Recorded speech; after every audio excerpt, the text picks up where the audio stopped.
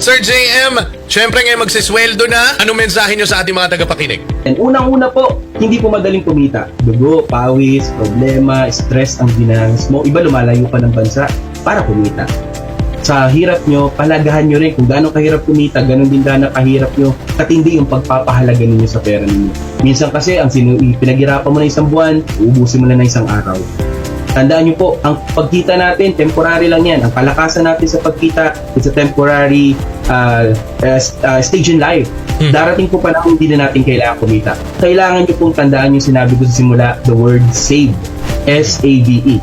Sa Tagalog po, ang save na salita ay ipon, Sir Francis. Okay. Pero alam nyo ba, isa pa siyang katumbas sa salita.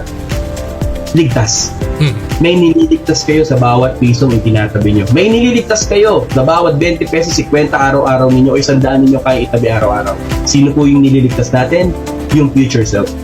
When I was at my young age, that's what I realized. At my 20s, mag-iipon na ako para yung 30 years old self ko magpapasalamat sa akin. That JM, you started young. Thank you. Hindi ka nagkaroon ng maraming financial mistakes. So for everyone na nakikinig ngayon, maging wise tayo sa sweldo natin. Kasi sa dulo, hindi naman iba papayamanin mo pag ginastos mo lang yan. Pero kung tinabi mo yan, part of it, ay mas papayamanin mo yung sarili mo. So pay yourself first and save yourself, save your future.